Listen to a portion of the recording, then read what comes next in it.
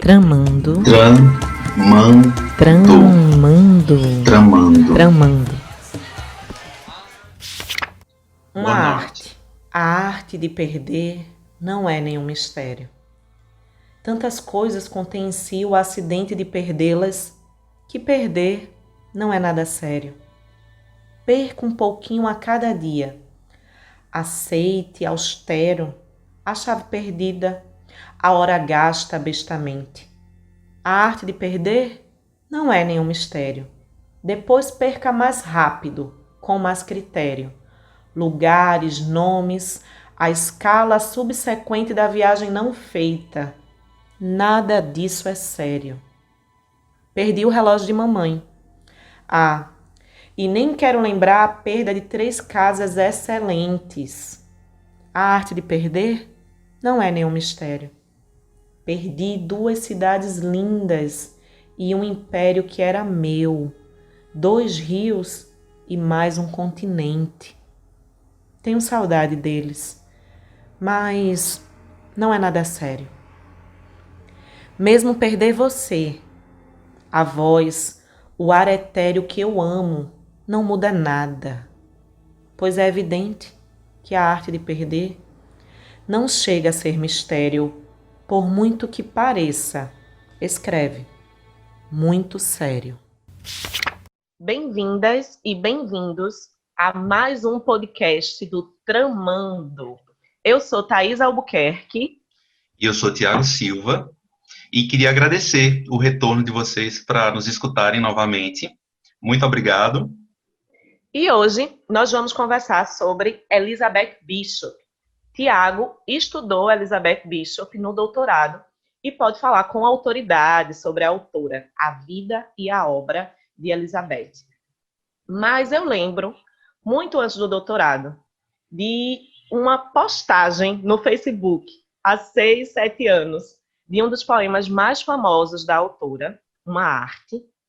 E eu lembro de Tiago e uma série de amigos de letras, amigos de outras áreas, conversando durante dias sobre esse poema, sobre como despertava várias questões, né? Várias leituras, vários sentimentos. E eu queria saber, Tiago, né, como aparece Elizabeth Bishop na tua vida? Como se deu, né, essa motivação de desenvolver um estudo tão longo sobre ela, como é uma tese de doutorado? O que é que tu tem para falar para a gente sobre isso? Thaís, eu estava rindo aqui porque eu tenho que fazer um ajuste no tempo. Eu acho que foi 9, 8 anos. Faz um pouquinho mais de tempo. Mas para mim, Bishop, ela tá na minha vida, eu acho que desde 2007, quando eu cursei a disciplina de Literatura Norte-Americana 2 na Universidade Federal de Campina Grande, e um professor, Garibaldi, ele levou o poema Monart para a sala, né, para a gente discutir. E aí foi quando eu entrei em contato com a poeta. E desde então, esse poema ele voltou, como você disse, várias vezes, assim, permeando conversas, reaparecendo insistentemente. E quando eu comecei a pensar e desenvolver a ideia do projeto de pesquisa do doutorado, eu queria estudar o não lugar, né? E o não lugar, tipo, de uma perspectiva que priorizasse o sujeito, como ele se sentia no não lugar.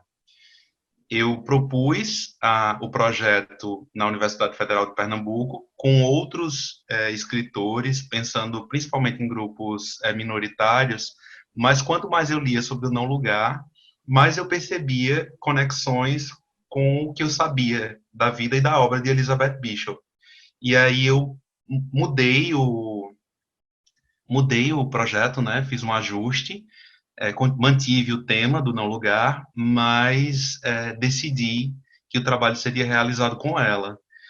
Eu acho que o poema que abriu esse episódio, ele fornece assim um bom exemplo, tipo uma boa maneira de entender por que ela foi a escolhida, né? Esse poema ele permite assim leituras muito diferentes e era muito interessante perceber que nessas conversas que a gente tinham pessoas que tinham uma leitura que focava mais na resiliência, por exemplo, você sabe se reinventar a cada perda, você se reconstruir. e assim insistir na vida. E já tinham algumas pessoas, tinha uma amiga nossa, né, um pouco mais velha, que estava já se aposentando, e ela viu o poema como uma espécie de simulação também, tipo, como alguém que o poema como a fala de alguém que tenta simular um contentamento numa vida difícil e marcada pela impermanência. Então, essas várias leituras, elas eram muito frequentes, né? E o que eu acho interessante desse texto particularmente é porque ele de certa forma, ele condensa, sintetiza a história de vida da poeta. Assim, ele funciona de certa forma como pode ser um hino à resiliência, né? Pode ser um hino à adaptação a esse mundo impermanente e pode ser também de simulação do sofrimento, né?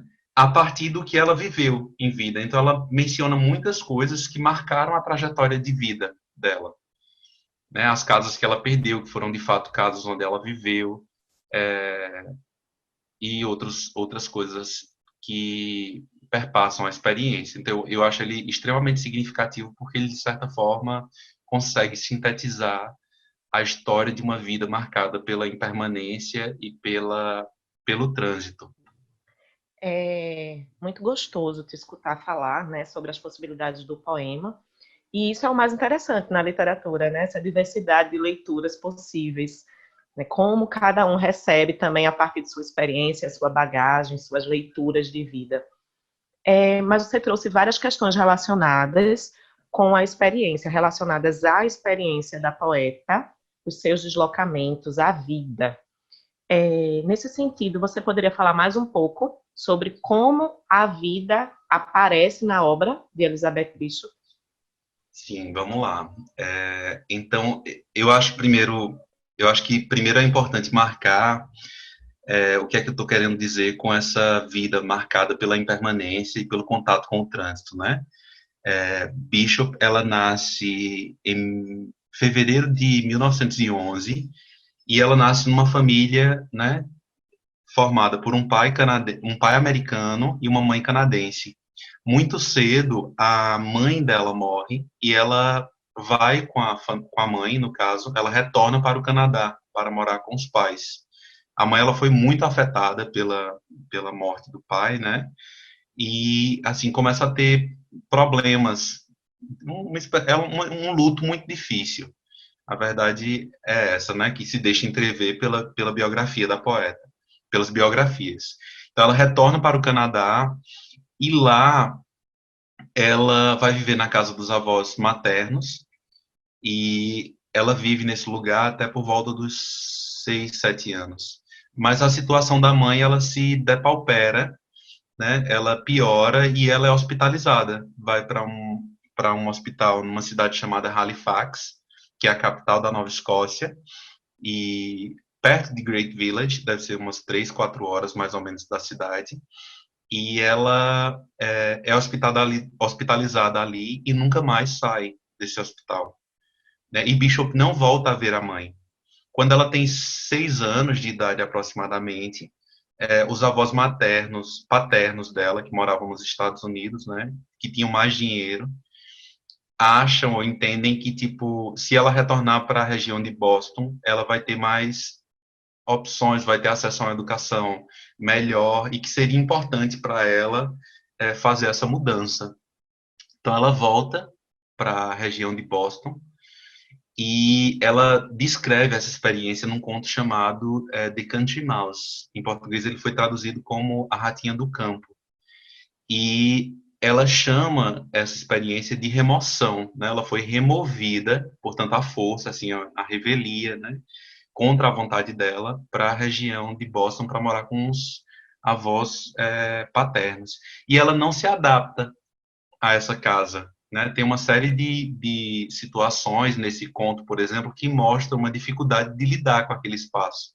Então, os avós paternos dela são descritos como este novo par de avós, enquanto os avós maternos são descritos como meus avós, né? Tem uma apropriação disso. Ela diz que reclamam da forma como ela fala o inglês, que era o inglês marcado pelo sotaque da Nova Escócia, né? Ela tem problemas de relacionamento assim com os tios E é uma família que aparentemente tem, assim, as relações são um pouco afetivas. E aí ela é removida, mais uma vez, ela começa a ter efeitos, somatizar, né, essa experiência, e tem problemas, a asma que ela tinha se intensifica, e a asma já é um problema que tem uma conexão muito forte com questões emocionais, né? Então a asma se intensifica, e ela vai morar com uma tia, uma tentativa de viver num espaço um pouco melhor. Na região de Boston, também, numa área chamada Revere, eu acho que numa área de imigrantes, assim, mais pobres, né? E ela vai viver com a tia e o tio, e nesse lugar ela sofre uma série de abusos. Ela tem uma relação muito afetiva com a tia, mas o marido da tia abusa dela, né? Tem algumas cartas que foram descobertas recentemente que sugerem, inclusive, que ela sofreu abuso sexual.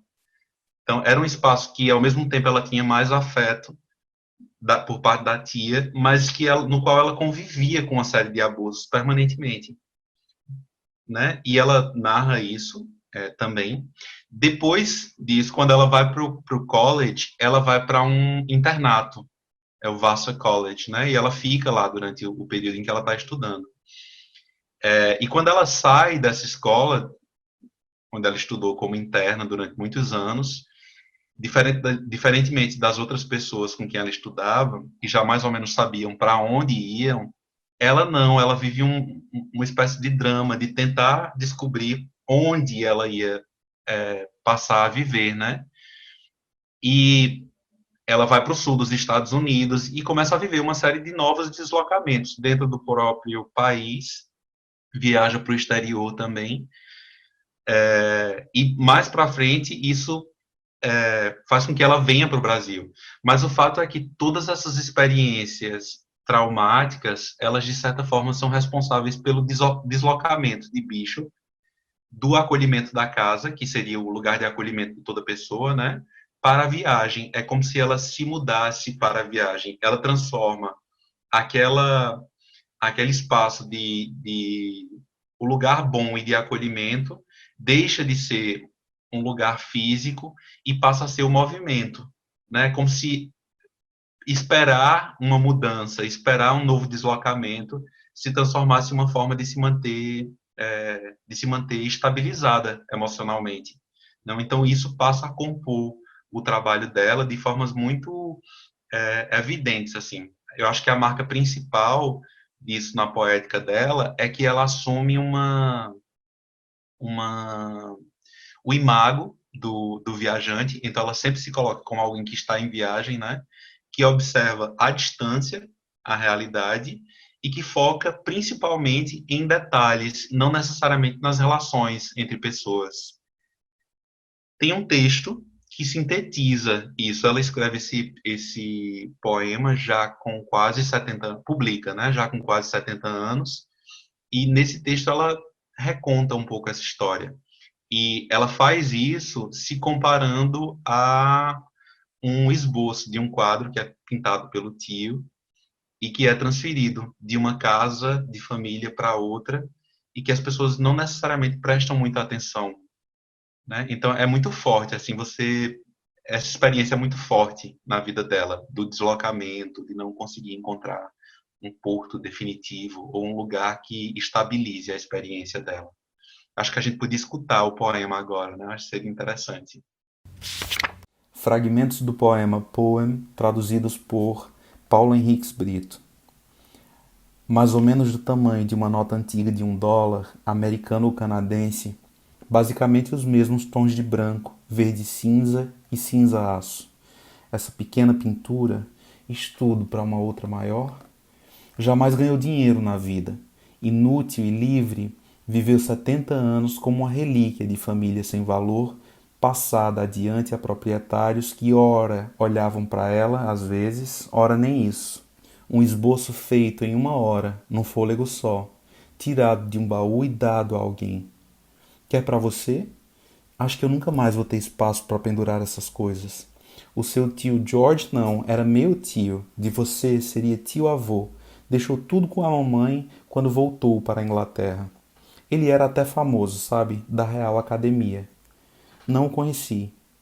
Nós dois conhecemos este lugar, ao que parece, esse pequeno cafundó, e o contemplamos o bastante para guardá-lo na memória, em duas épocas diversas. É estranho, e ele ainda é amado, ou melhor, sua lembrança. O lugar terá mudado muito. Nossas visões coincidiram. Visões é uma palavra séria demais. Nossos olhares, dois olhares. A arte copiando o real e o próprio real.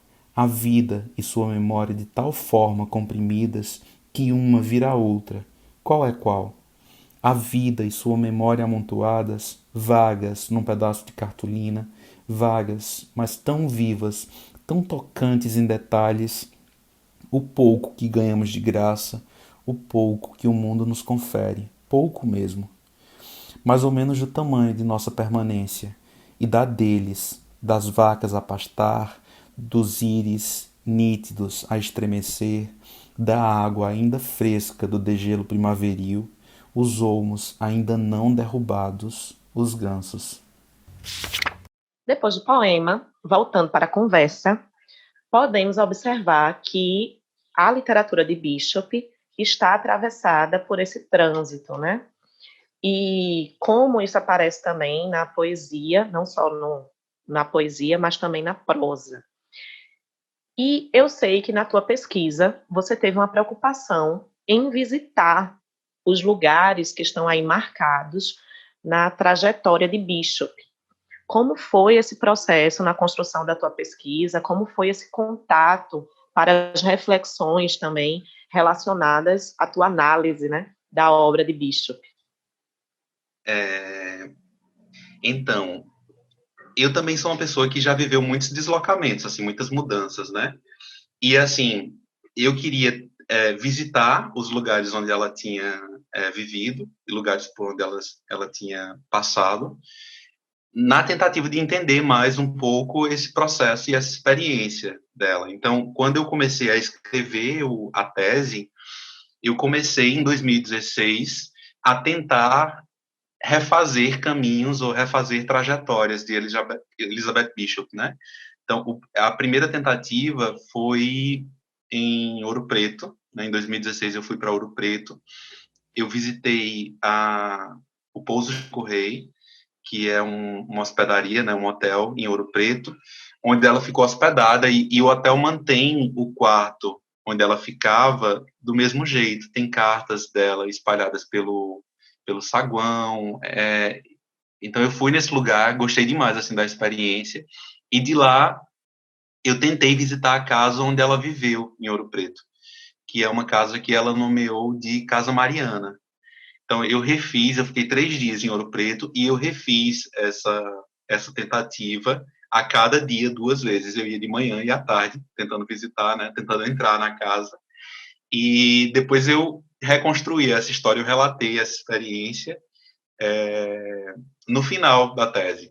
Então, é interessante que, tipo, eu não programei, tipo, a ideia era não programar, não controlar muito a experiência, para entrar em contato com uma força que eu acho que atuava muito na vida de Bishop, que era a questão do acaso, né? Então, eu ia para a casa dela, mas eu não tentava organizar, sabe, ligar para ninguém, tipo, eu fiz fotografias, né, eu visitava, mas o que eu queria era essa experiência um pouco não programada. Então, depois de 2016, de visitar o Pouso Chico Rei e as tentativas de visitar a casa de Bishop, né, em Ouro Preto, em 2016 ainda, eu fui para o Canadá fazer parte da pesquisa lá. E de lá, aí já em 2017, eu visitei a vilazinha onde ela morou, Great Village, né? Essa experiência ela foi um pouquinho mais organizada porque tem uma pesquisadora lá chamada Sandra Berry, que é responsável pela criação da sociedade Elizabeth Bishop da Nova Escócia, e ela tem um trabalho que foi muito interessante, assim, participou da composição da minha tese, né?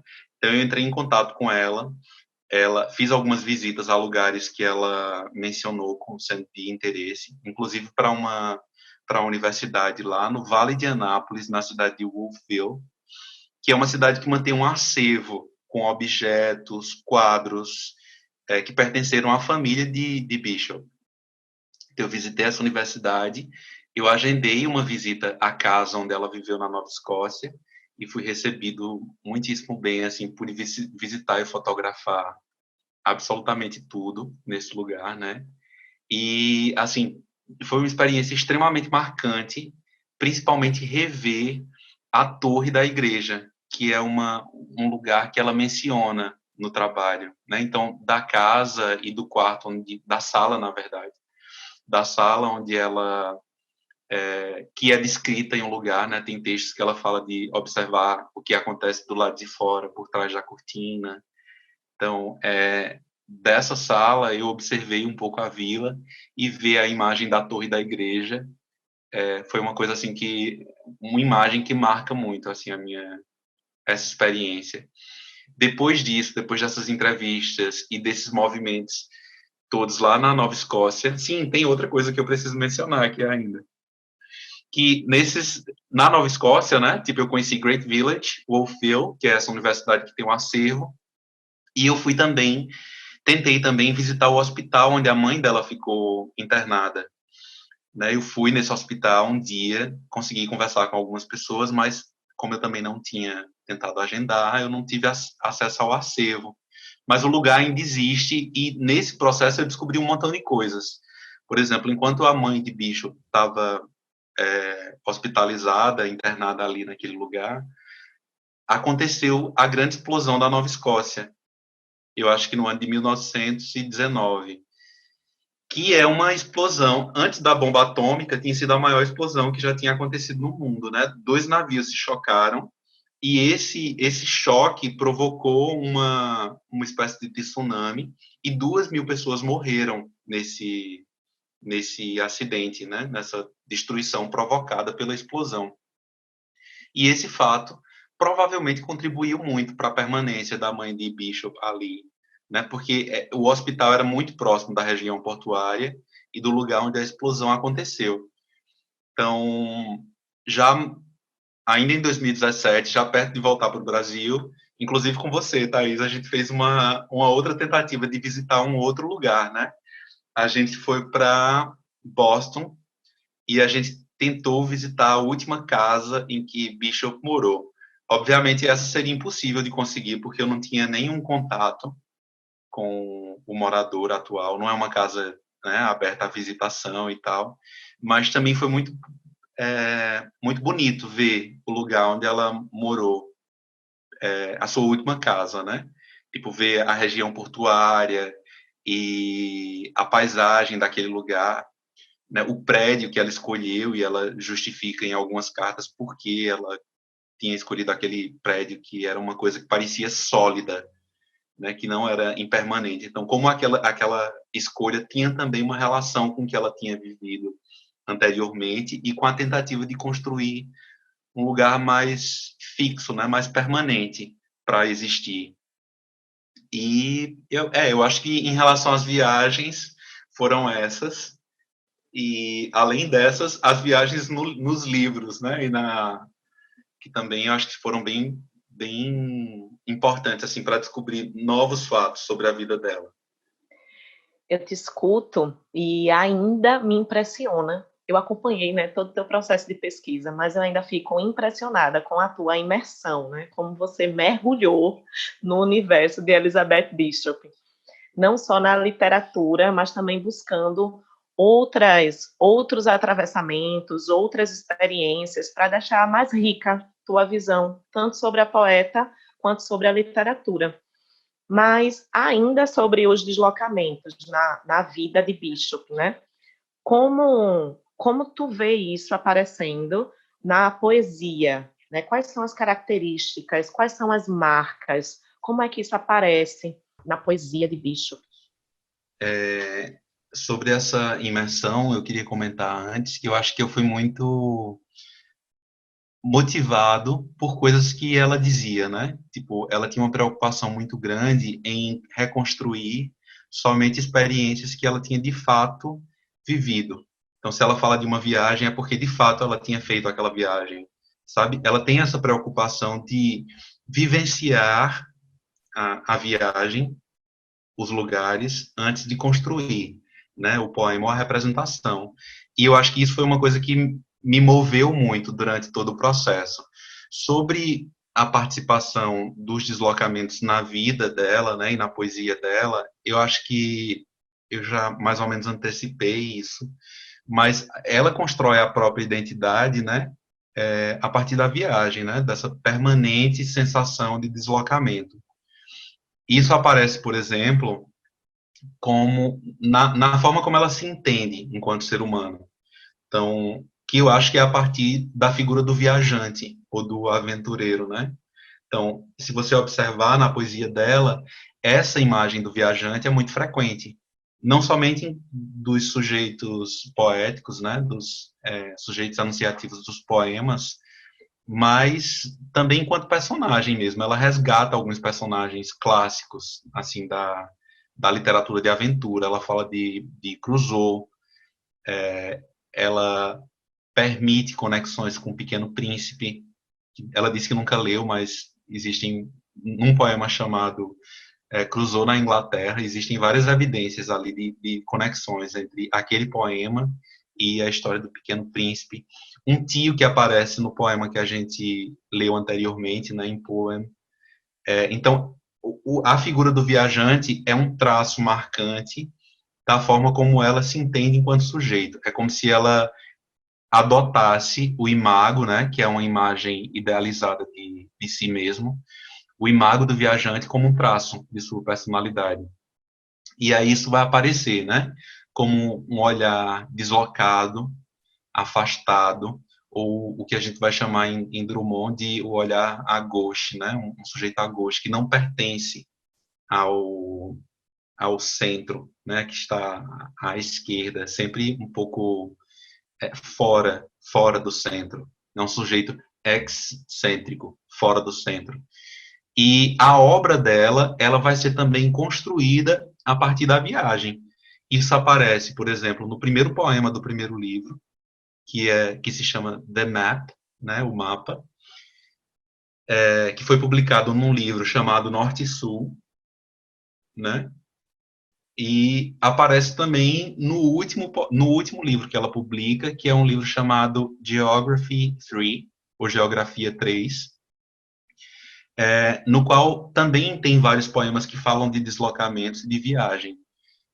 E, além disso, eu acho que de repente seria bom que a gente escutasse um poema que eu gosto muito, Santarém, né, que ela descreve a cidade e a chegada dela a esse lugar a partir de um barco, né? E é muito bonito porque você consegue reviver, mesmo não tendo vivido, você consegue vivenciar aquela cena de deslocamento lento no rio, sabe? E você consegue ver as coisas. Eu acho que a poesia dela, por ser tão atenta ao detalhe, acaba tendo essa característica meio fílmica, né, de reconstruir as experiências. E esse poema é um exemplo maravilhoso disso, assim, de como ela consegue reconstruir o espaço e os lugares pelos quais ela transitou.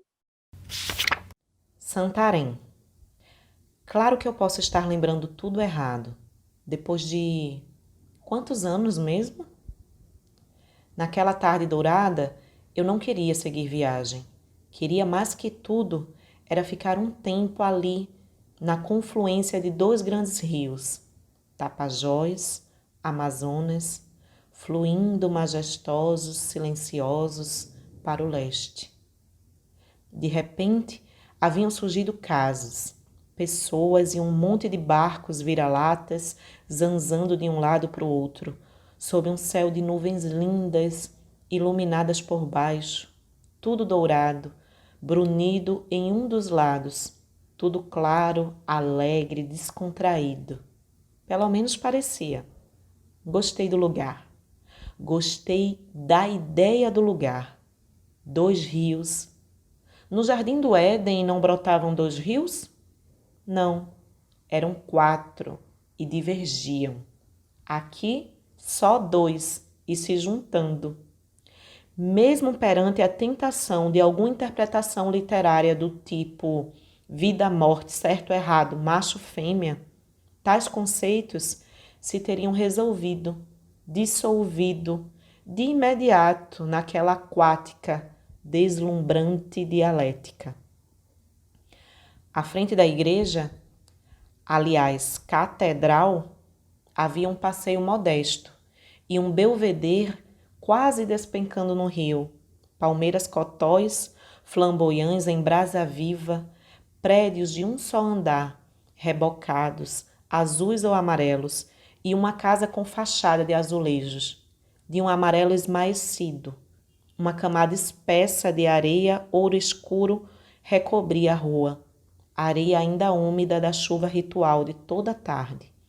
E parelhas de zebus passavam, mansos, orgulhosos e azuis, chifres virados para baixo e orelhas pendentes, puxando carros com rodas de madeira maciça. Os cascos dos zebus, os pés das pessoas afundavam na areia dourada, amortecidos pela areia dourada, e quase não se ouvia outro som que não rangidos e chof, chof, chof. Dois rios cheios de uma miscelânea de barcos, gente sempre mudando de ideia, embarcando, desembarcando, em barquinhos desajeitados. Após a Guerra de Secessão, umas famílias sulistas vieram para cá, onde podiam ainda ter escravos. Deixaram olhos azuis aqui e ali, nomes ingleses e remos de verdade, com toletes. Em todo o resto do Amazonas, em 6.000 quilômetros de rio, só se usavam remos curtos, soltos. Umas 10 freiras de hábito branco acenavam alegres de um velho gaiola, ganhando velocidade, já cheio de redes armadas, indo para alguma missão há muitos dias dali, só Deus sabe em que afluente perdido. Tantos gaiolas, tantos pirogas oscilantes. Numa barca balouçante, uma vaca ruminava tranquila, enquanto a transportavam a algum lugar para casá-la. Uma escuna de mastros inclinados e velas violeta guinou tão de repente que o gurupés pareceu roçar na igreja. Não, catedral. Coisa de uma semana antes, numa tempestade, a catedral fora atingida por um raio. Uma das torres rachou em zigue-zague, de alto a baixo. Foi um milagre. A casa do padre, bem ao lado, também foi atingida, e a cama de latão, a única da cidade, ficou galvanizada, negra. Graças a Deus, ele estava em Belém. Na farmácia azul, o farmacêutico havia pendurado uma casa de maribondo vazia numa prateleira. Pequena, delicada, de um branco fosco e limpo, dura como estuque. Tanto admirei-a que a ganhei de presente. Então soou o apito do meu barco. Impossível ficar.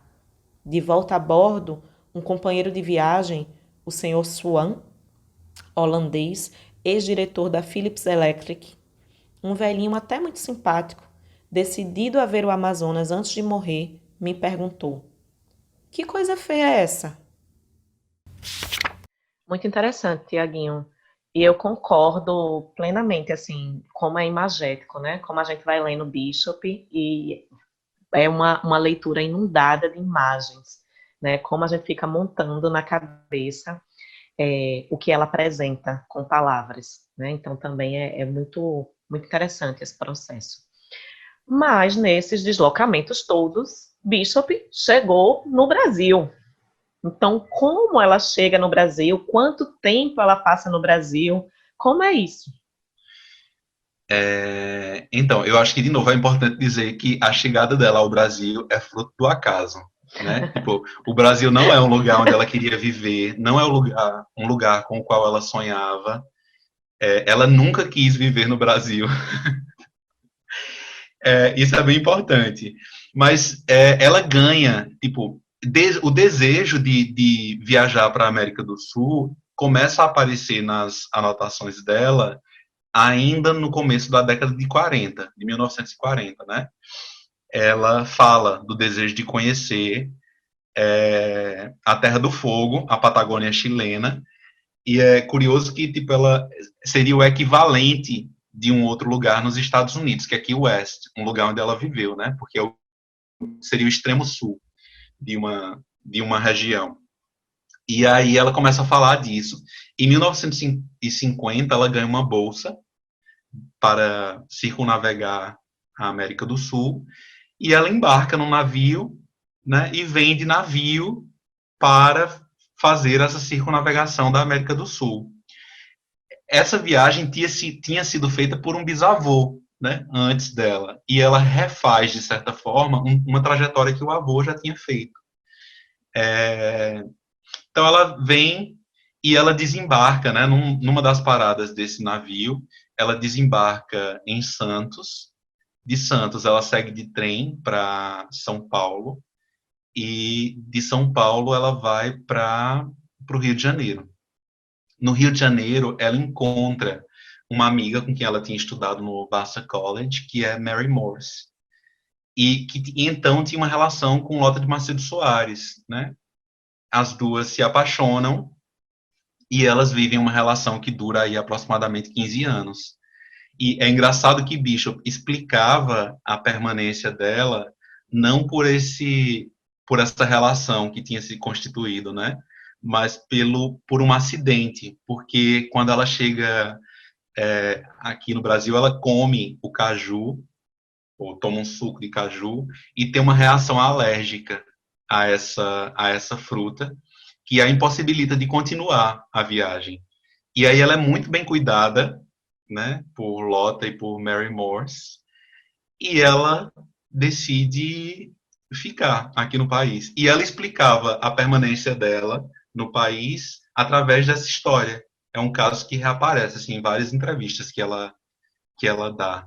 Né? Então, era a permanência dela aqui era fruto do acaso, é um incidente, né, um acidente provocado por um caju. E ela vai morar aqui no Brasil, o lugar favorito dela, né, que talvez seja o lugar de maior acolhimento que ela tenha tido na vida inteira. Ela vai morar na região de Petrópolis, né, numa região chamada Samambaia. E eu gosto de pensar nessa casa como a casa de Samambaia, porque eu tenho imagens, assim, uma casa meio planta. Mas ela é uma casa que ganhou muitos prêmios, assim, uma casa aberta, né? Não é uma casa muito fechada. Ela foi planejada por um arquiteto chamado Sérgio Bernardes, uma casa modernista, assim, na serra, sabe? Muito integrada à natureza. E era o lugar dela favorito aqui no Brasil, né? A casa de Samambaia. E ela chegou nessa casa também no momento em que ela estava em construção.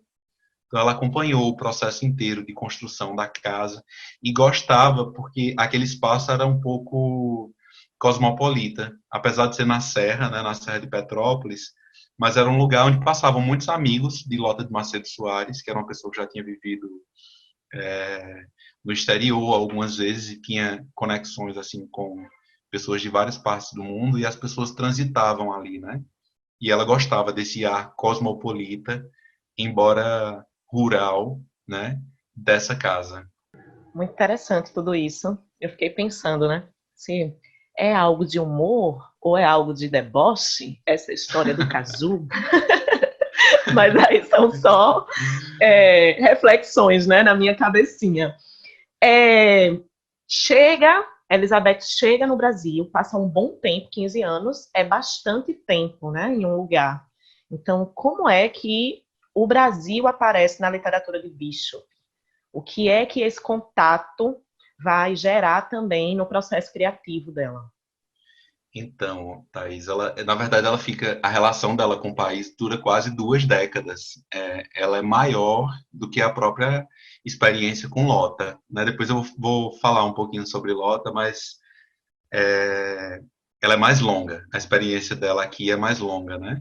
E desde o começo desde a chegada dela, que é recontada em alguns poemas. Ela tem um poema chamado Chegada em Santos. Começa a aparecer, na verdade, uma espécie de Brasil prismático, né? Assim, um Brasil meio barroco.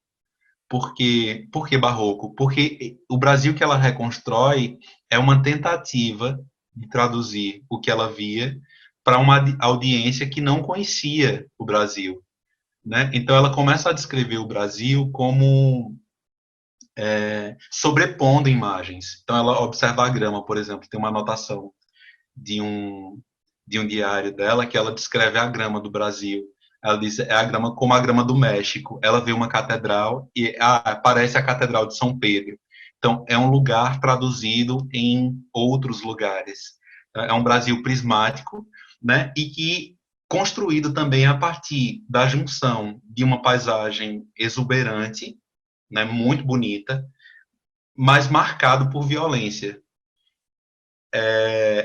Na minha tese, eu pensei essa relação, né, eu encontrei o termo para traduzir essa relação numa música de Gilberto Gil e Torquato Neto, que eles falam de violência jardim, não, brutalidade jardim, né, e os poemas dela, eles têm uma espécie de brutalidade jardim, né, porque a violência ela acontece ou ela se dá dentro de paisagens muito exuberantes e às vezes a violência está no próprio poema ou na forma como ela nos representa.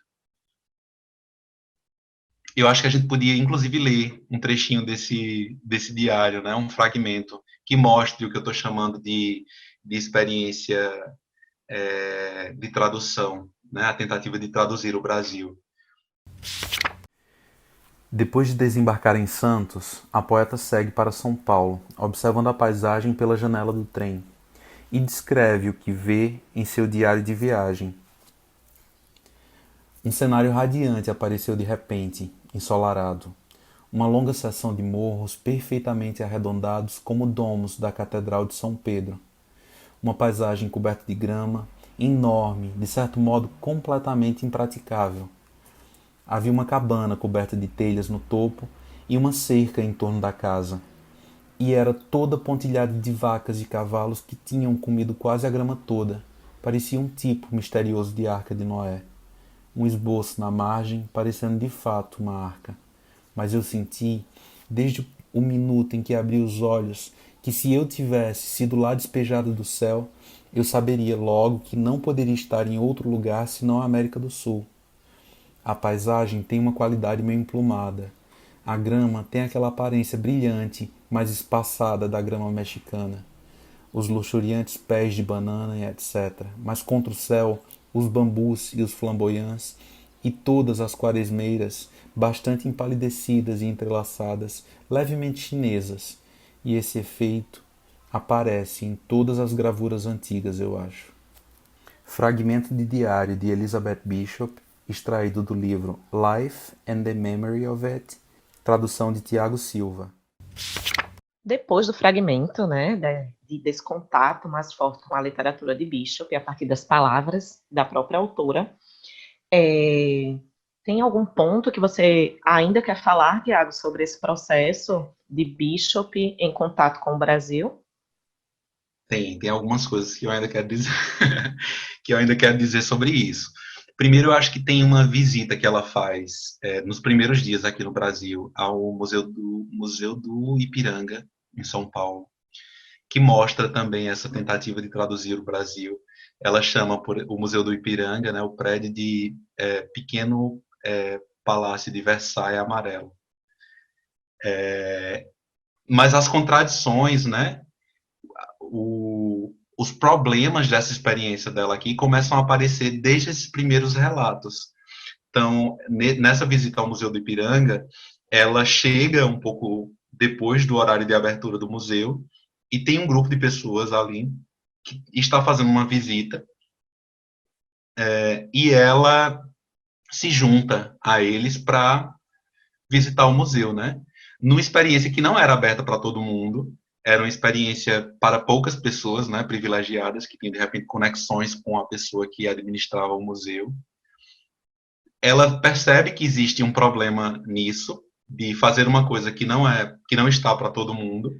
Então, ela participa disso, né, dessa visita fora de hora ao museu. Ela percebe que isso é um privilégio, mas de certa forma ela participa, né? Então é como se ela estivesse participando de uma coisa que é, a princípio, reservada a poucos e para pessoas privilegiadas tipo, essa experiência é como se colocasse ou mostrasse a entrada dela num lugar no qual a experiência vai ser sempre marcada por essa experiência de privilégio em relação ao que está posto para os demais, sabe? Então, eu acho essa anotação do diário, assim, muito importante para entender a presença dela aqui no Brasil, porque ela era privilegiada numa realidade em que poucas pessoas tinham acesso a coisas básicas, né? E a literatura dela ela é construída a partir desse lugar de privilégio.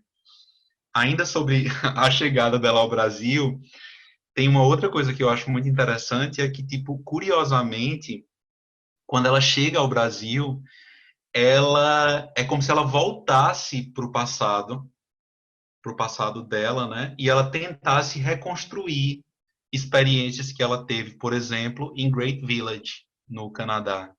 E aí a reconstrução que ela faz desses lugares, né, no Conto na Aldeia, por exemplo, ou na Ratinha do Campo, ela contém uma série de elementos que se relacionam com a experiência dela enquanto estrangeira aqui no país. Então tem emoções que ela tem situações que ela descreve que ela diz que ela fala como se ela fosse uma estrangeira, só que ela está falando de quando ela era criança na Nova Escócia, mas ela descreve aquilo como se fosse estrangeira, sabe? Porque é como se essa experiência de ser estrangeira tivesse revelado muito sobre a experiência dela nesses primeiros anos. E aí ela tenta reconstruir isso, né? É, ela aqui no Brasil ela tenta traduzir um livro chamado Minha Vida de Menina, que foi escrito por Helena Morley, que é na verdade o pseudônimo de Alice Brunt. Ela é brasileira, mas tem origem inglesa, né?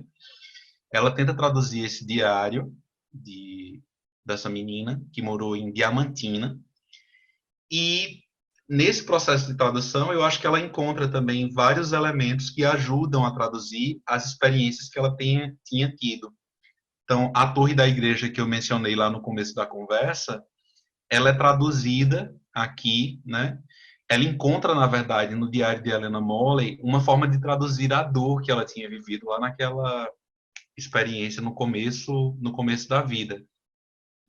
Então, ela narra, num textinho que ela faz descrevendo a viagem que ela faz para Diamantina, ela narra que ela percebeu que na torre da igreja tinha um sistema de som de alto-falante que passava o terço, impunha o terço para todo mundo tinha que escutar as rezas da igreja, né? E aquilo para ela era um pouco doloroso. E depois, quando ela vai traduzir a ausência da mãe, ela traduz como um som que sai da torre da igreja, sabe, imposto sobre a vila também, né? Sem que as pessoas pudessem escolher se queriam ou não escutar. E eu acho muito bonito, assim, como essas experiências do Brasil vão estar presentes também na reconstrução que ela faz desse passado em Great Village. E para finalizar essa parte da chegada ao Brasil, eu queria só dizer que, tipo, então é muito difícil você demarcar, né? Tipo, dizer, ela fala do Brasil somente nesse texto ou aqui nesse momento. Na verdade, depois da chegada dela ao Brasil, a literatura brasileira, as experiências que ela viveu aqui vão influenciar também na literatura que ela constrói, mesmo que ela não fale do Brasil, como acontece no conto Na Aldeia, ou depois no conto The Country Mouse, né, que ela também usa muito dessa experiência enquanto estrangeira aqui para traduzir o que ela vivia. Então é muito difícil fazer essa separação. Acho que é inevitável, né, para alguém que se servia tanto da experiência de vida, para levar aí como matéria para o literário, não ser atravessada, não ser impactada pela experiência do Brasil, porque o Brasil também tem suas particularidades, não é mesmo? Então, para um estrangeiro, algumas vezes é muito forte esse contato, né? Então, acho que é natural que apareça em alguns textos de Bishop. Mas você estava falando sobre traduções. Então, além das traduções que você citou, há outras traduções bem significativas que Bishop faz aqui, né? Enquanto ainda estava morando no Brasil. Você pode falar sobre algumas delas e se essas escolhas aí pela tradução têm relação também com a obra que ela cultivava, né, enquanto escritora, ou se vai para outro caminho. Eu acho que primeiro é importante entender essas traduções que ela faz dos escritores brasileiros, né? Também como uma tentativa de entender o país. Então, quando ela chega aqui, ela se debruça sobre uma série de poetas e escritores, né? E na tentativa de conseguir entender, de captar melhor essa experiência, o que é o Brasil, né? E aí ela entra em contato também com alguns poetas e ela traduz, por exemplo, 7 poemas de Carlos Drummond de Andrade, dentre os quais o poema de Sete Faces, né? Ela traduz Fragmentos de Morte e Vida Severina, de João Cabral de Melo Neto. Ela traduz Tragédia Brasileira e Meu Último Poema, de Manuel Bandeira. Ela traduz 2 poemas de Joaquim Cardoso. Ela traduz Vinícius de Moraes, 3 contos de Clarice Lispector. E nessas traduções, ou fazendo essas traduções, ela contribui muito para a divulgação da literatura brasileira no mundo anglófono, né? Digamos assim. Então, além dela publicar alguns desses textos, inclusive Minha Vida de Menina, ela consegue a publicação desse livro no exterior, né? Nos Estados Unidos. Além dela publicar esses textos individualmente, um pouco mais para frente na vida dela, depois que ela retorna para os Estados Unidos, ela publica também uma coletânea de poesia brasileira. Então, ela tem também essa função, né, no exterior, de divulgar um pouco da literatura e da cultura brasileira. Uma coisa que ela não gostava muito. Então, tem uma carta também que ela diz que, tipo, depois que ela volta para os Estados Unidos, né, que está preocupada porque agora vai se tornar uma especialista em Brasil. E ela não era e nem queria desempenhar esse papel, né? Mas ela tem esse papel também de publicação, de dar maior visibilidade, né, à literatura brasileira, que traduzindo esses textos para a língua inglesa. E além dessa perspectiva da tradução, você citou, por exemplo, né, Carlos Drummond, João Cabral, que são poetas bem conhecidos pela preocupação com a linguagem, né, pelo tempo que se passava para construir o poema, né, pelo tipo de dedicação técnica, né, a questão, principalmente João Cabral, né, a questão do poema aí em sua elaboração, que é algo que me lembra, que eu acho que eu já li, já escutei falar muito de Bishop sobre isso. Ela passava anos para escrever um poema, por exemplo, ou para publicar, né? Escrevia e depois ia lapidando até chegar ao momento de publicação. Você vê algumas relações também em relação a essas traduções? Sim, tem algumas relações interessantes. Primeiro, eu acho que o cuidado com a palavra, né? O esmero, que aparece em alguns desses poetas brasileiros, ela também tinha. Então, tipo, os poemas dela são poemas compostos ao longo de muitos, muitos anos. Então, ela não era aquela pessoa que, tipo, escrevia ali e logo depois publicava, né? Ela era uma pessoa que escrevia e depois de 1, 2 anos voltava para o poema, revisava e, sabe, antes de publicar. Então, todos os poemas que ela publicou em vida foram poemas que foram construídos lentamente, durante um certo período de tempo. Então, essa preocupação com a palavra, com a construção de uma linguagem precisa, que conseguisse captar exatamente a experiência, né? São marcas dela e são marcas também de alguns poetas, por exemplo, João Cabral de Melo Neto. Além disso, Thaís, tem uma coisa, tipo, a forma como ela trabalha a memória, principalmente depois que ela vive aqui no Brasil, né? Eu acho que ela foi muito influenciada por Drummond. Então, tem várias conexões entre o jeito que ela trata da memória e o jeito que Drummond tratava da memória também. Tem um poema de Drummond, por exemplo, que fala de Itabira, né? Que a Itabira é um quadro na parede.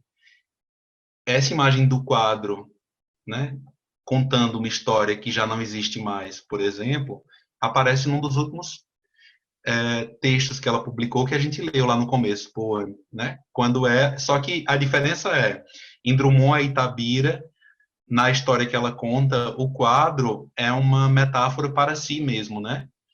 Então, mas é também uma semelhança, sabe? Então, ela é muito influenciada por Drummond também na forma como ela aborda a memória. E eu acho que esses poemas todos que ela traduziu para o inglês, eles repercutem todos, ou eles retomam experiências de desenraizamento, de trânsito, né? De movimento. Sabe, se a gente pegar aqui Morte e Vida Severina, por exemplo, né? Você tem o migrante, né? O retirante, saindo do interior do Nordeste à força, contra a vontade, e sendo empurrado pela vida, pelas circunstâncias da vida, né? Empurrado e ao mesmo tempo sonhando com esse lugar de acolhimento, por encontrar algum lugar onde a vida seja um pouco mais leve e um pouco melhor do que no espaço anterior. Então, Bishop, ela é muito marcada por isso, por essa busca, né, de um lugar de acolhimento e pelo trânsito também. Então, também tem essa conexão, porque os poemas que ela traduziu, eles recontam, de certa forma, a forma como ela se entendia enquanto pessoa, enquanto viajante, enquanto migrante, sabe? Enquanto um sujeito nômade. De repente, migrante não é muito bem a palavra, né? Porque eu entendo que o migrante, ele geralmente é expulso, se não por algum político, mas pelas circunstâncias da vida. E Bishop não é o que a gente pode o que a gente chama aqui no Brasil, o que a gente chama aqui no Brasil de pobre, né? Ela tinha recursos. Ela tinha recursos. Então a viagem dela, por mais que seja forçada, é uma viagem também que ela não se coloca em situações de muita dificuldade material. Eu acho que isso é um traço também. Nesse caso, seria um deslocamento que não está marcado por vulnerabilidade social, vamos dizer assim, Exatamente. né? Como em outros tipos de contextos, a gente vai encontrar de uma maneira bem específica. É curioso pensar sobre isso que você disse agora, porque nos livros que falam dela, né, escritos nos Estados Unidos, inclusive na biografia, é como se ela permanentemente vivesse um embate com o financeiro, né? É como se ela fosse descrita como alguém que vivia, como é que eu posso dizer, vivia com problemas financeiros e viveu boa parte da vida com problemas financeiros, né? Mas a verdade é que ela só precisa trabalhar, porque ela só trabalha depois que ela tem quase 60 anos. Então, é alguém que pode passar a vida inteira viajando e é alguém que, quando decide trabalhar do ponto de vista de ter um emprego formal, sabe? De ter que fazer coisas que você não quer, como, né? Como trabalhador, normalmente tem que fazer. Só faz isso depois de 60 anos e quando começa a fazer em grandes universidades dos Estados Unidos, né? Então, a pobreza ela não é só falta de recurso. Pobreza ela está relacionada também a uma falta de conexões, né? A capital cultural, capital social. E mesmo que ela tivesse recursos, não tivesse muitos recursos financeiros, ela tinha essas outras coisas. Então, quando ela decide trabalhar, quando ela aceita os convites para trabalhar nos Estados Unidos, ela já vai fazer isso em grandes universidades. Ela trabalha em Harvard, ela trabalha no MIT, né? E assim, é, eu queria saber qual é o pobre que consegue fazer isso, né? Não tem como. É muito forte, né, para a gente, É, numa realidade alucinante, uma realidade de desigualdade social tão forte no Brasil, pensar numa perspectiva de Bishop, né, que seria a classe média ou classe média alta, né, no mínimo, pode ter grandes problemas de vida quando viveu até os 60 anos de renda. Ô, minha gente, é, hoje em dia a é. gente tem até nome para isso, né? Que você em inglês pode dizer melhor, né? É white people problem. Tipo, ai, tô sofrendo, não tenho dinheiro, a vida tá muito difícil. Aí, de repente, ela ganha uma bolsa para circunnavegar a América do Sul.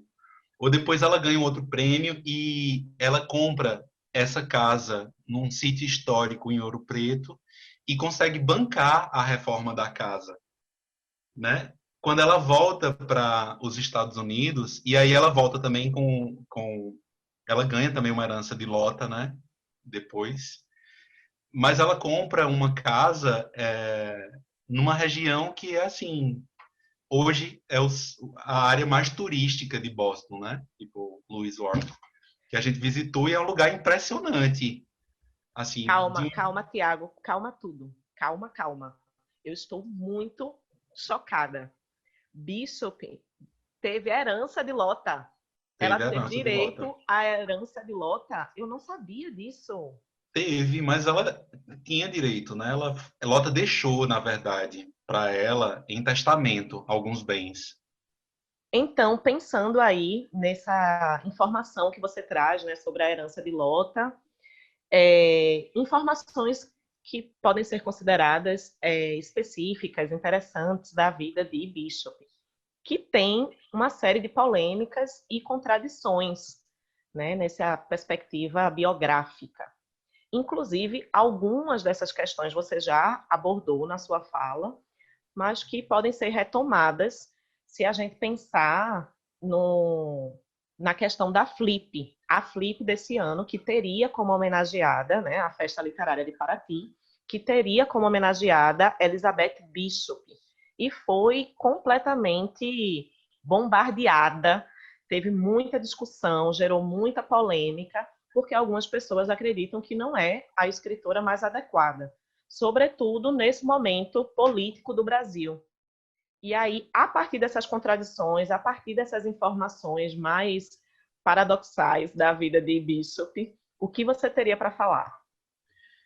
Então, eu pensei que você ia pular para um outro ponto, mas vamos falar sobre a Flip, né? Eu acho importante, primeiro, pensar que algumas das polêmicas, elas são polêmicas para o brasileiro, né? Não são polêmicas que envolvem todas as pessoas, né? São polêmicas muito específicas para a gente, por exemplo, o apoio dela ao golpe. E é também muito difícil você marcá-la com essa pecha de autoritária, porque, por exemplo, nos Estados Unidos, durante muito tempo, ela foi vista como uma poeta de esquerda, ou com inclinação à esquerda, e ficou no ostracismo, né? Então, essa avaliação de tipo é de direita, é de esquerda, é uma avaliação que vai depender muito da sua posição política, da sua posição geográfica no mundo, né? E eu acho que tipo não diminui o impacto, por exemplo, de você ter apoiado um golpe militar. Não é isso que eu estou querendo dizer, né? E aí nesse sentido ela escreve uma carta para o amigo Robert Lowell, dizendo que a revolução ela foi rápida e bonita. A revolução não, o golpe militar, né? Que a brutalidade policial que se deu em sequência, né, ao golpe era necessária. Então, alguém que, naquele contexto, minimiza muito o valor da democracia brasileira, né? E da democracia para um determinado povo. Então, isso é muito problemático, mas eu acho que tem outras questões que a gente poderia polemizar também, e que não apareceram, sabe? Não apareceram nos reclames, dizendo assim, vamos dizer assim, né? Nos reclames das pessoas que tinham se oposto à indicação dela como escritora homenageada da Flip. E para mim, por exemplo, a forma como ela representa o brasileiro é igualmente problemática e deveria ter sido problematizada também, né? Ela, em todas as representações em que o brasileiro aparece, ele é descrito como alguém em situação de miserabilidade, alguém que vive a vulnerabilidade, é infantilizado, né? A inteligência da pessoa é reduzida. E assim, se você pensa nessa fixação dela por essa imagem, por esse retrato do brasileiro, e se a gente politiza isso, esse tipo de construção poética, literária, esse tipo de construção cultural, ele reserva um lugar muito específico para o brasileiro. Ele constrói um lugar para o brasileiro, né? Então, quando eu não diversifico, quando eu não incluo diferentes vozes, diferentes possibilidades dentro de um trabalho, né, eu construo um lugar único, e um lugar único que subalterniza o brasileiro. Então, eu acho que isso era uma polêmica também que deveria ter rolado de 2019 para cá com a indicação e que não rolou, né? As pessoas estavam muito preocupadas com o apoio que ela deu ao golpe, que eu acho que é sim problemático, mas existem outras coisas que devem ser problematizadas também e que eu acho que para a gente, a longo termo, é inclusive tão importante quanto, né? Que é pensar qual é o lugar que o brasileiro tem dentro da literatura de língua inglesa. Como é que isso nos afeta? O que é dito sobre nós nos afeta, né? E aí eu acho importante a gente pensar sobre isso, sabe? Tem um artigo, Thaís, de Lúcia Sá. O nome do artigo é A Hora da Estrela e o Mal-Estar das Elites. Nesse artigo ela vai falar sobre os problemas, né, que a elite encontra na hora de representar pessoas que vivem em condições de subalternidade. E eu acho que Bishop, de certa forma, ela incorre no mesmo mal que Clarice Lispector, de representar o brasileiro sempre como inferiorizado, sabe? Mas ao mesmo tempo ela mostra problemas de classe, né? Então é uma coisa muito complexa. Eu particularmente, né? Eu acho uma homenagem demais, sabe? Porque tipo a homenagem é uma celebração, né? Na minha percepção. Eu acho que, além da homenagem, a gente precisa também se posicionar criticamente em relação a um trabalho que está construindo uma imagem de um país e de um povo dentro da cultura ocidental, né? E eu acho que isso precisa, sim, ser discutido, ser problematizado, ser criticado, porque a visão que ela tem de nós, ela é muito diminutiva. Ela resgata um passado que é real, né? Uma tradição assim que existe, que está aí, mas que nos coloca dentro de uma posição de subalternidade. Para a gente entender melhor um pouquinho isso, eu acho que de repente a gente poderia ler o poema Manuelzinho, né? Que é um poema no qual ela representa. É bem interessante que ela publique esse poema uma primeira vez e ela é muito criticada nos Estados Unidos. E na segunda publicação do poema, ela coloca uma espécie de epígrafe, dizendo que no poema quem fala é a voz de uma amiga, provavelmente Lota de Macedo Soares. E aí ela descreve, né, a relação entre a proprietária de terras, que pode ter sido inspirada em Lota, né, a proprietária de terras, e uma pessoa que aqui no Nordeste a gente vai descrever como sendo morador, né, que é alguém que presta serviços para um proprietário de terras como forma de pagar pelo direito de viver em uma propriedade, né? Então ele faz serviços para viver ali naquela terra. E essa situação é uma situação muito controversa porque ela é muito próxima da situação de escravidão moderna. É uma situação análoga à escravidão moderna que a legislação atual não permite que ninguém trabalhe para viver num lugar, né? E assim, ela fala de Manuelzinho como uma herança, alguém que está ali naquela terra há muito tempo, cujos pais já estavam ali e que vai sendo passado como herança. E Manuelzinho é colocado como tolo, como alguém que não sabe fazer conta direito, sabe, é ridicularizado, a proprietária das terras faz piada com ele, e tudo isso, né, é estratégia de dominação. Então é como se nesse poema ela criasse uma justificativa, por exemplo, para esses processos de dominação, de colonização, sabe? Que a gente continua enfrentando, né? É muito importante pensar isso, que não é necessária a força militar. Isso se dá também através da cultura, do que é projetado em nós. E esse tipo de representação tem um efeito também na forma como a gente pensa, funciona e age. Então, Grada Quilomba fala muito bem sobre isso, né, dizendo o efeito, por exemplo, na mente do colonizado, do discurso colonizador. Então, se eu só vejo representações do brasileiro nessa posição de subalternidade, como alguém tolo, como alguém animalizado, ela diz que os filhos de Manuelzinho são como topeirinhas, que tem medo de que a proprietária da terra atire nele, né? Então, se a gente só tem acesso a esse tipo de representação, isso tem efeito na forma como a gente se vê e como a gente se relaciona com o mundo. Então, eu acho que isso é uma coisa que precisa ser problematizado e que a crítica de Elizabeth Bishop tem feito muito pouco.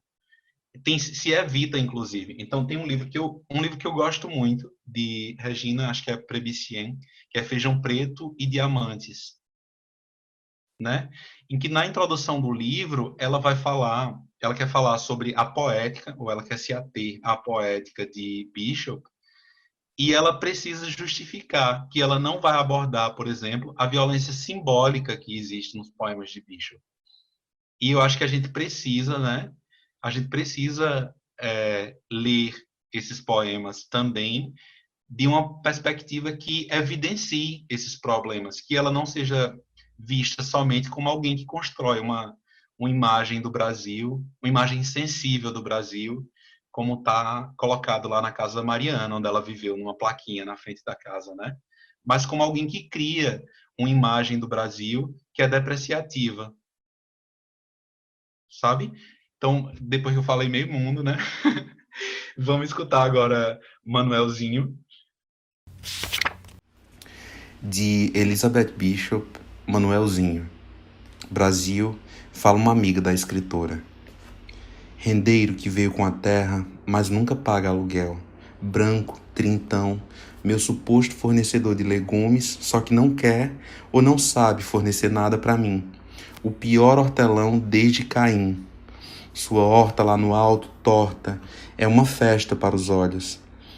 Nas beiras dos canteiros de repolho, você planta cravos e alface misturada com escudinha.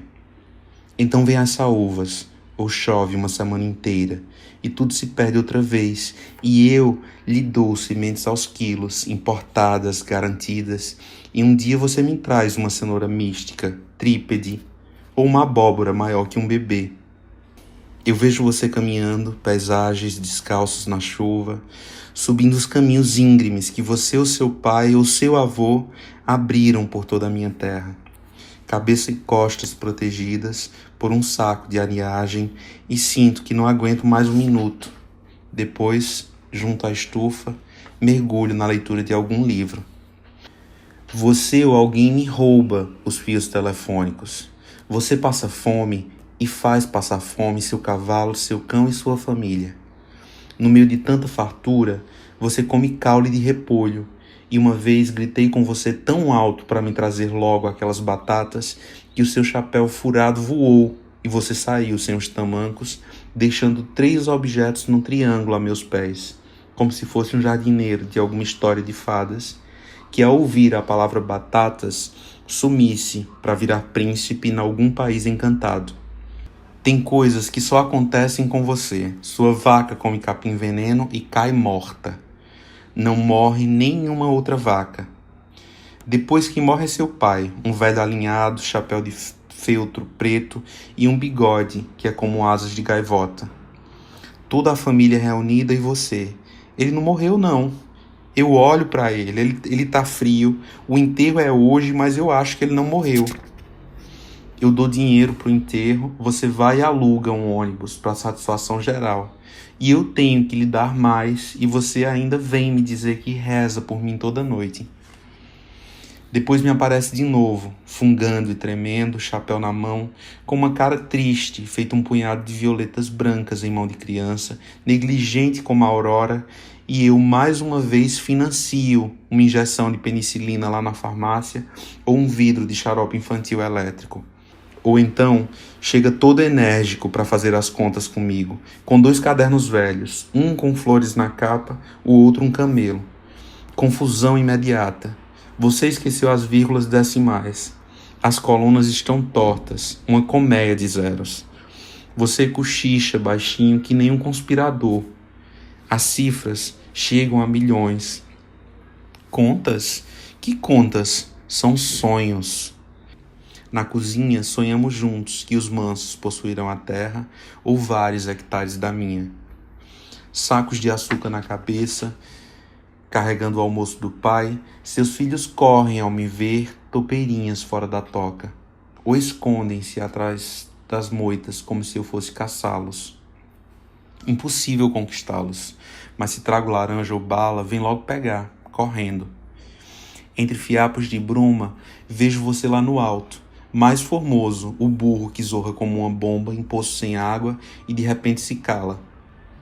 Todos parados, os olhares perdidos no espaço e na névoa, ou então descendo à noite em silêncio, fora os cascos do cavalo do Formoso, vindo atrás num vago luar, flutuando entre nós, passam vagalumes moles, grandes, preguiçosos, azulados, as águas vivas do ar. Com um remendo aqui e outro ali, sua mulher veste vocês todos. Já retocou tantas vezes, melhor que prevenir é remediar.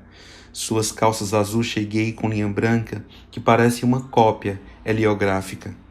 Você pinta, só Deus sabe por quê, a copa e a aba do seu chapéu de palha. É para refletir o sol? Ou foi sua mãe que lhe disse quando menino, Manuelzinho, veja lá, nunca esqueça de pintar o seu chapéu. Um foi dourado uns tempos, mas o ouro gastou. O outro era verde vivo. Eu, maldoso, chamei de Kid Clorofila. Meus amigos acharam graça. Peço sinceras desculpas. Seu tonto, seu incapaz, gosto de você demais, eu acho. Mas isso é gostar? Tiro o chapéu metafórico e sem tinta para você. De novo, prometo tentar. Eu escuto chocada Manuelzinho. Não me canso de me impactar com esse poema, com esse texto, com essa visão colonizadora. Mas a gente pode deixar isso para um outro momento, para outros estudos, para outras discussões, como bem disse Tiago, que é um caminho aí para ser explorado na obra de Elizabeth Bishop.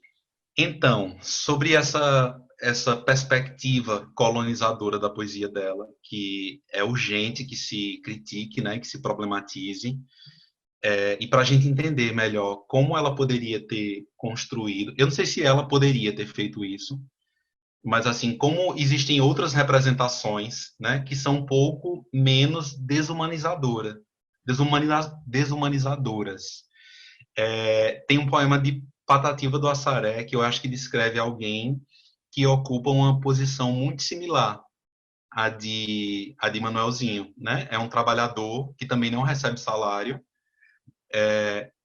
mas que Patativa constrói o poema mostrando as implicações daquela relação de trabalho problemática na vida de um ser humano, né? Como aquilo afeta, por exemplo, as possibilidades dele de sustentar a família. Ele não minimiza o drama que o pai de Nanã vive, né? Como o Bishop faz em Manuelzinho. Então, eu acho que a leitura desses dois poemas juntos ajudam a entender, né? Como você pode, no caso de Bishop, desumanizar alguém, e no caso de Patativa do Assaré, inserir alguém dentro da literatura, né, numa perspectiva mais humanizadora, que sensibilize o outro para a sua dor, para a sua vivência.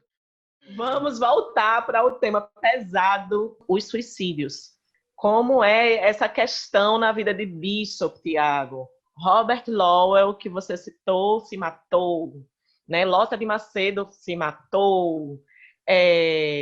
Quem mais na trajetória dela se matou? Não sei, fala sobre isso, porque eu fico pensando que essa mulher era uma pessoa nociva. Você sabe disso, que eu já falei várias vezes. Então, a vida dela é toda marcada por tragédias, né? Tragédias de vários tipos.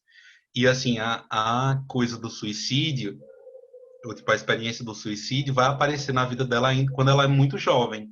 Então, quando ela está no Vassar College, por exemplo, ela conhece alguém, um homem chamado Robert Seaver, né? E esse cara se suicida. Eles se aproximam por um tempo, tem uma relação meio que um flerte, viajam juntos. Tem anotações dela sobre ele, anotações que depois ela usa depois no trabalho poético, né? E ele se suicida. E ele, depois de se suicidar, ele manda um cartão postal para ela dizendo o seguinte: Go to hell, Elizabeth. E assim, vá para o inferno, Elizabeth, né? Então, a primeira experiência com o suicídio se dá aí. Depois, você tem... ela tem essa relação longa com Lota, e Lota também se suicida, né? Tipo, a relação das duas começa a degringolar, ela começa a trabalhar, né, pela primeira vez, aí já perto dos, sei lá, com 50 e poucos anos, ela começa a trabalhar, dar aulas numa universidade nos Estados Unidos. Lota é completamente absorvida pelo projeto que ela desenvolvia, né, que era o de condução ali das obras do Parque do Aterro e idealização do Parque do Aterro do Flamengo. Tem o golpe militar, então o contexto todo é muito problemático. Isso afeta muito a saúde de Lota, ela é hospitalizada, e Bishop começa a ir para os Estados Unidos, né, para dar aula. Lá ela conhece uma pessoa e depois de algum tempo, inclusive contra a recomendação do médico dela, Lota decide ir para os Estados Unidos encontrar com Bishop. E ela vai e lá ela toma, eu acho que é Valium, o remédio que ela toma, mas ela se suicida, né? E assim, algumas pessoas atribuem o suicídio de Lota, responsabilizam Bishop, né, por ele. E depois tem um amigo dela, Robert Lowell, né, que é um poeta que se suicida e que Thaís falou agora. Ele conduzia oficinas de literatura da experiência, né, que priorizavam aí a experiência do sujeito, era um recurso para a construção poética, e algumas pessoas, como Sylvia Plath, né, participaram dessa oficina, e Sylvia Plath também se suicida. Então, mas assim, eu acho muito difícil você atribuir a responsabilidade sobre o suicídio de uma outra pessoa para alguém. Eu acho que tipo são pessoas que precisavam de cuidados, né? Precisavam de uma atenção especial que talvez nenhum deles tivesse condições de dar, né? Porque precisariam de uma ajuda especializada. Então, eu acho muito complicado traduzir ou tipo explicar isso como sendo uma responsabilidade de Bishop. Eu acho que as pessoas são um processo e tipo mesmo que ela tenha em alguns aspectos da vida um comportamento ou posições tóxicas, né? Eu acho que não dá para a gente fazer essa relação, né? Porque ela mesma também tinha muitas questões, né? Ela tinha uma relação muito complicada com o álcool, por exemplo, que é uma coisa que ela explica, inclusive, por essa ausência crônica da mãe, né? Tem um poema inacabado chamado The Drunkard, né, que é publicado num livro chamado Edgar Allan Poe and the Jukebox, que foi lançado recentemente, eu acho que em 2006, com poemas inacabados. E nesse poema ela relaciona o desenvolvimento do alcoolismo, né, do alcoolismo dela, com a ausência crônica da mãe. Então, é alguém que tem também uma história de vida extremamente complicada, né? Assim, uma história de vida extremamente marcada por, é, por tragédias, né? E eu acho que, nesse sentido, quando a gente pensa sobre Bishop, considerando essas tragédias que ela vive, né, antes e ao longo da vida, ela é uma sobrevivente, né, que consegue escapar ou se sair, ela que consegue se sair de tantas experiências e de tantas tragédias e de tantas coisas ruins. E certamente isso ela não passou ilesa, né? Ela foi afetada por tudo isso. Então, ela tinha essa vida. É a experiência dela, né? Eu entendo e concordo, né, sobre o suicídio, que é um tema muito forte e que está completamente atual, infelizmente. E é uma questão individual, mas que também tem aí uma série de relações com as pessoas que podem estar como apoio afetivo ou podem estar também como relações abusivas, né, ou relações também desequilibradas, vamos dizer assim. Não vamos entrar nesse ponto, acho que você explicou aí muito bem. Há algo mais nessa perspectiva trágica que você queira falar, ou características da autora que você queira colocar? Eu acho que tem duas coisas ainda. Primeiro é sobre Robert Lowell, que eu acho que é o grande amigo dela, né? Mas, curiosamente, é uma pessoa com quem ela pouco conviveu. A relação dos dois, ela se dá através de cartas. Então, eles se escrevem ao longo da vida.